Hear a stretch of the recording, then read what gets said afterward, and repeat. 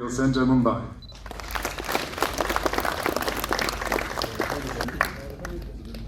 And finally, may I request Conclave, as we know, NCTs are currently the leading cause of mortality globally. Sir, thank you very much indeed.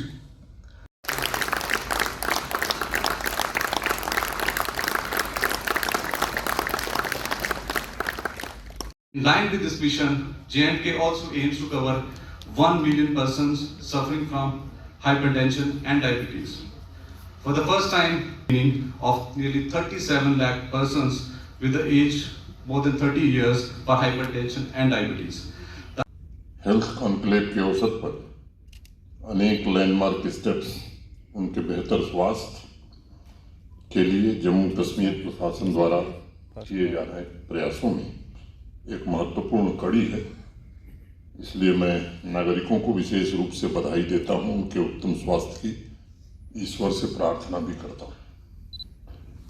सभी MoUs नए initiative हर एक नागरिक के स्वास्थ्य के लिए तथा हर जगह हर समय चिकित्सा सुविधा सुनिश्चित कराने की प्रशासन की प्रतिबद्धता को दर्शाती है।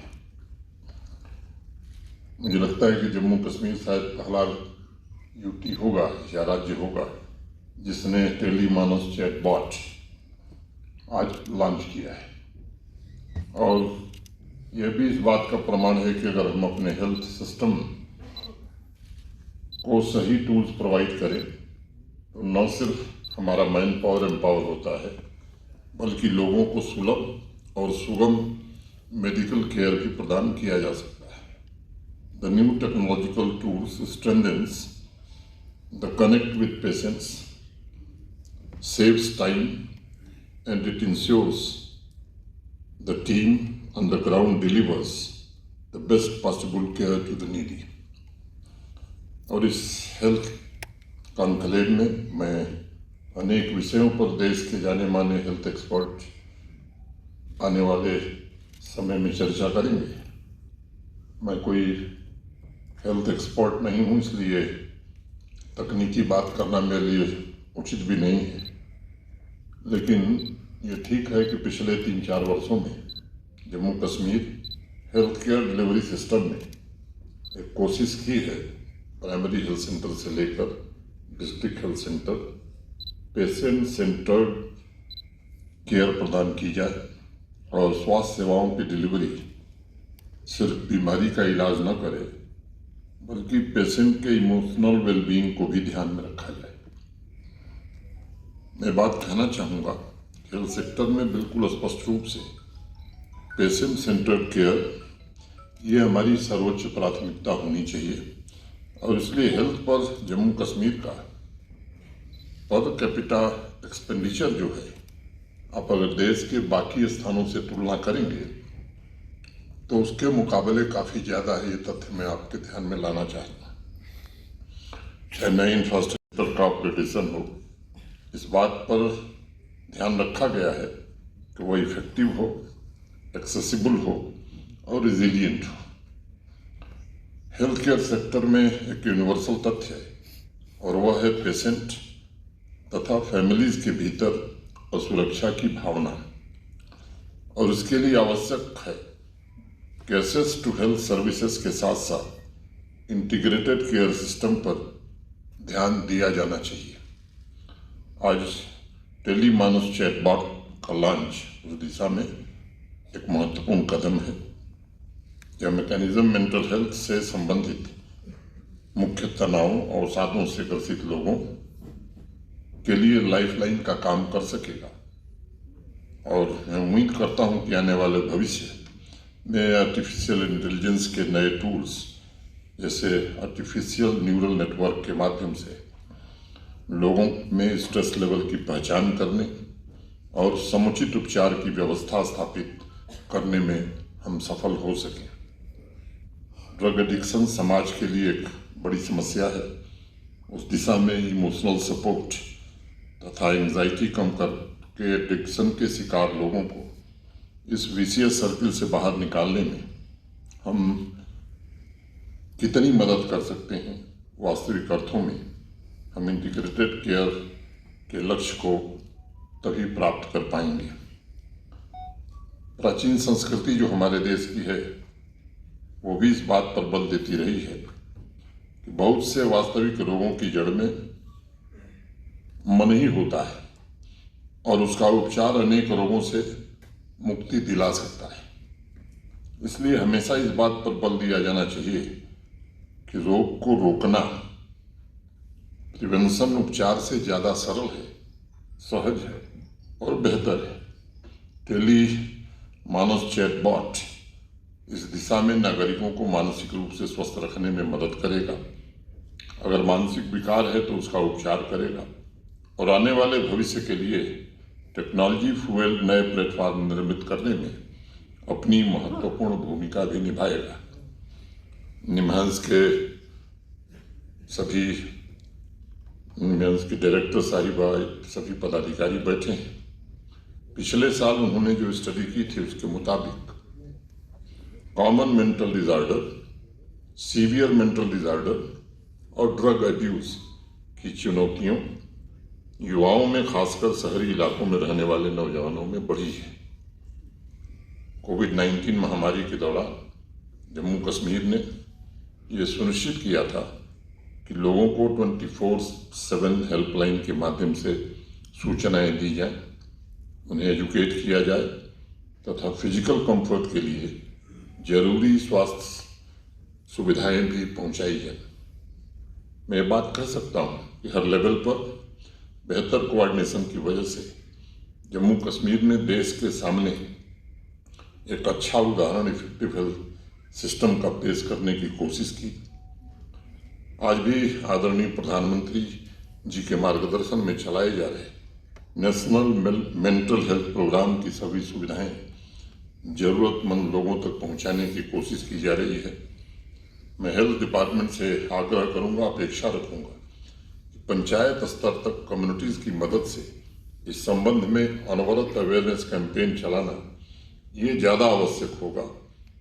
सिर्फ न्यूज़पेपर नहीं बल्कि रेडियो, लोकल टीवी नेटवर्क, नुक्कड़ नाटक, वॉल पेंटिंग के माध्यम से लोगों तक टेलीमानस की जानकारी पहुंचाना ये बड़ा आवश्यक प्रतीत होता है। पिछले कुछ वर्षों में हेल्थ केयर सेक्टर में अनेक उपलब्धियां हमने हासिल की हैं। मेरे पहले भी बताया गया कि अनेक पैरामीटर्स पर हम नेशनल एवरेज से बेहतर प्रदर्शन कर रहे हैं।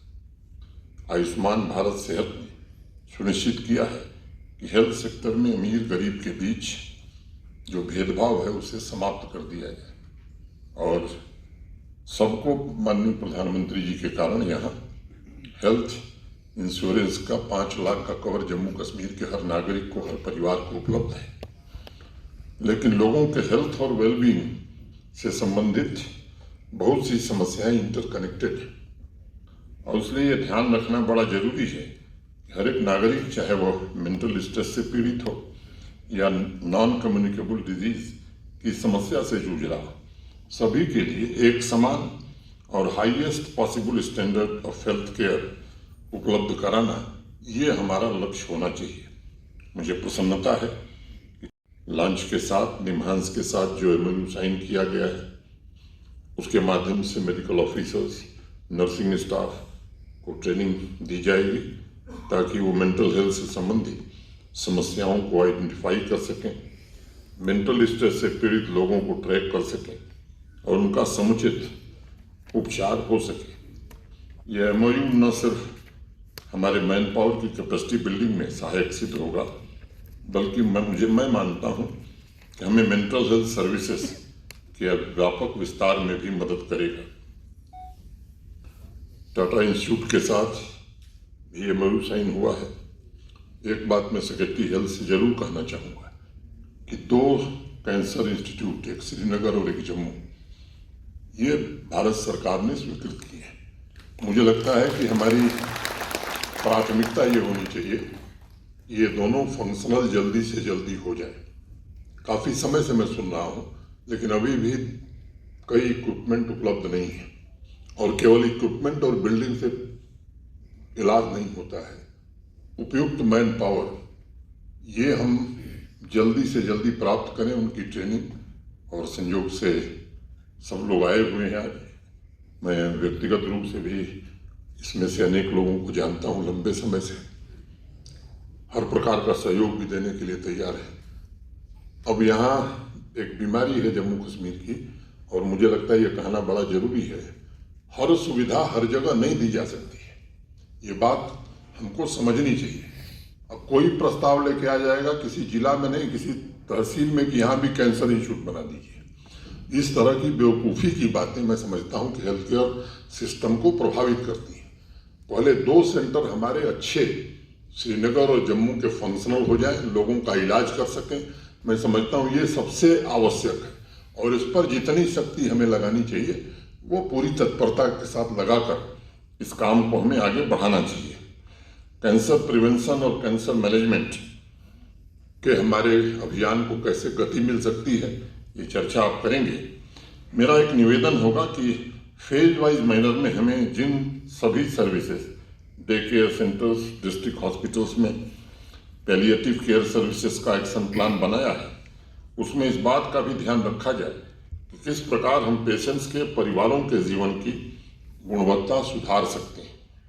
और व्यापक कैंसर नियंत्रण कार्यक्रमों के अलावा हम किस प्रकार अन्य संगठनों को जोड़कर जम्मू कश्मीर की जरूरत के मुताबिक एक कॉम्प्रिहेंसिव कैंसर कंट्रोल प्रोग्राम का अभियान पूरे जम्मू कश्मीर में शुरू कर सकते हैं। आज ये समय की सबसे बड़ी आवश्यकता है। हम हेल्थ केयर सेक्टर में मौजूद अपने रिसोर्सेस का सही इस्तेमाल कर पा रहे हैं या नहीं कर पा रहे हैं। मैं देखता हूँ कई स्थानों पर अत्याधुनिक मशीनें आ गई हैं, उनको चलाने वाला कोई नहीं है। मुझे लगता है कि इसका इंतजाम हमें प्राथमिकता के आधार पर करना चाहिए कि अगर कोई अनयूटिलाइज्ड एसेट है हमारा तो कैसे यूटिलाइज हो। ये सच है कि अगर नेशनल एवरेज के हिसाब से आप देखेंगे तो हमारे प्राइमरी हेल्थ सेंटर हो या कम्युनिटी हेल्थ सेंटर हो, डिस्ट्रिक्ट हॉस्पिटल हो, ये सुविधाओं से बाकी राज्यों की तुलना में बेहतर लैस है, लेकिन इसका उपयोग भी हम बेहतर करें, ये बड़ा आवश्यक है। और इस इंटीग्रेटेड केयर का एक बेहतरीन उदाहरण एनीमिया के लिए आज से शुरू कर रहे हैं आप, मैं बधाई देता हूँ। इसके जरिए एनीमिया मुक्त जम्मू कश्मीर का संकल्प हम कब 25 का लक्ष्य रखा है। मैं उम्मीद करता हूँ कि इस लक्ष्य को हम प्राप्त करें, इसमें हमें पूरी ताकत लगानी चाहिए। 3T की चर्चा भी आपने सुनी है। मुझे लगता है कि मैं 3 बात और अगर कहूँ कि healthy diet, healthy community and focus on well being of deprived section, अगर 3 बात और हम इसमें जोड़ें और इस पर हम केंद्रित तरीके से काम करें तो एक जो हम वास्तव में चाहते हैं वो प्राप्त कर सकते हैं। प्रशासन के मूल्यों में स्वास्थ्य सेवाओं की सार्वभौमिकता, समानता पर आधारित सेवा, और इसलिए इन 3 मूल मंत्रों को SOPs में शामिल करके स्ट्रेटजी भी बनानी चाहिए ताकि सभी आयु वर्ग, समाज के सभी वर्ग के लोग स्वस्थ जीवन, खुशहाली और यूनिवर्सल हेल्थ कवरेज के लक्ष्य को हम प्राप्त कर सकें। इस बात को मैं जोर देकर कहना चाहूँगा कि स्वास्थ्य सेवा के क्षेत्र में टेक्नोलॉजी का अधिक से अधिक उपयोग ये अत्यंत आवश्यक है। टेक्नोलॉजी लाभ भी पहुंचाती है, चुनौतियां भी पैदा करती है, तो चुनौतियों से सावधान रहना और उसका मानवता के लिए अधिक से अधिक प्रयोग करना।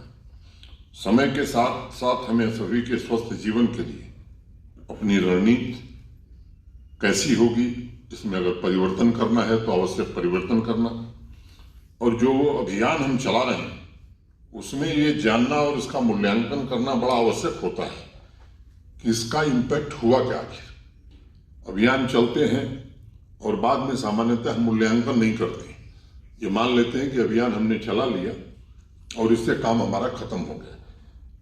मुझे लगता है कि अगर उसका हम मूल्यांकन करें और उसी हिसाब से जिम्मेदारी तय करें, ये स्ट्रेटजी अगर हम लेते हैं तो हम ज़्यादा सफलता प्राप्त कर सकते हैं। नॉन कम्युनिकेबल डिजीजेज के बारे में बताया गया कितनी मौतें हो रही हैं। अब इस चुनौती से निपटने के लिए हमें नई पार्टनरशिप करनी होगी अपने रिसोर्सेस को लक्ष्यों के अनुसार आवंटित करना होगा, क्रिटिकल केयर सिस्टम को और सशक्त बनाना होगा। जब भी किसी योजना पर काम किया जाए तब मन में ये बात अगर हम ध्यान में रखते हैं कि हम कैसा जम्मू कश्मीर देखना चाहते हैं, जिस क्षण आपके मन में इस बात को लेकर प्राथमिकता तय हो जाएगी, उस दिन क्वालिटी हेल्थ केयर सिस्टम में बदलाव निश्चित रूप से नजर आएगा। मुझे प्रसन्नता है कि जम्मू कश्मीर ने पिछले 3 वर्षों में अपने संकल्पों के माध्यम से अनेक उदाहरण देश के सामने प्रस्तुत किए हैं। न सिर्फ कोविड मैनेजमेंट या वैक्सीनेशन में जम्मू कश्मीर पूरे देश के लिए में चर्चा का विषय रहा, बल्कि हेल्थ पैरामीटर्स में भी अनेक विकसित राज्यों से हम बेहतर प्रदर्शन कर रहे हैं। और ये जम्मू कश्मीर के समावेशी विकास की दिशा में मैं कह सकता हूँ कि ये बढ़ता हुआ कदम है। आज इस कार्यक्रम में अन्य राज्यों से जो अतिथि आए हैं, मैं उनका हृदय से स्वागत करता हूँ और मैं समझता हूँ कि उनको भी ये बात जाननी चाहिए कि 2019 के पहले जम्मू कश्मीर में कोई हेल्थ इंश्योरेंस की स्कीम नहीं थी, एम्बुलेंस हेल्पलाइन की सुविधा नहीं थी, छोटे गांवों में हेल्थ और वेलनेस सेंटर्स नहीं थे। भारत के सम्माननीय प्रधानमंत्री जी के कारण यहाँ 2 एम्स, 7 नए medical college, 5 nursing college, 2 state cancer institute, 2 bone और जॉइंट अस्पताल और अनेक इस तरह के इंफ्रास्ट्रक्चर जम्मू कश्मीर को भारत सरकार ने दिया है। 881 करोड़ रुपए डिस्ट्रिक्ट स्तर पर खर्च करके 140 हेल्थ इंफ्रास्ट्रक्चर अपग्रेडेशन के काम पूरे किए गए हैं। एजुकेशन सेक्टर में भी नए कॉलेज की मदद से लगभग 2000 मेडिकल MBBS की नई सीटें जोड़ी गई। हमने लोगों के स्वास्थ्य और खुशहाली के लिए मल्टी सेक्टोरल अप्रोच अपनाया है। गांव और शहरों में सुविधाएं उपलब्ध हों, गैप कैसे कम किया जा सकता है, सर्वांगीण विकास को प्राथमिकता कैसे दी जा सकती है। मुझे लगता है कि इस पर ध्यान दिया जा रहा है और मुझे विश्वास है कि आज जो कदम उठाए गए हैं उनसे आने वाले दिनों में स्वस्थ परिवार, खुशहाल जम्मू कश्मीर के संकल्प को सिद्धि तक ले जाने में हमें सफलता मिलेगी। एक बड़ी चुनौती और भी है और मुझे लगता है मेडिकल फ्रेटर्निटी के लोग हैं इसलिए मुझे आज ये विषय कहना ही चाहिए। एक हमारे यहाँ लगता है कि स्ट्रक्चरल चेंज की जरूरत है। अब जो असिस्टेंट प्रोफेसर अपॉइंट होता है वही प्रोफेसर तक जाता है। देश और दुनिया में अब स्पेशलाइजेशन इस प्रकार के हो गए हैं कि अगर हम ऐसे लोगों को अपने फैकल्टी में नहीं लेंगे तो मुझे नहीं लगता है कि हम देश के बाकी राज्यों से या दुनिया के बाकी क्षेत्रों से तुलना कर पाएंगे। और आज ये आवश्यक महसूस होता है, इसलिए इस मंच का उपयोग मैं इस बात के लिए करना चाहता हूँ।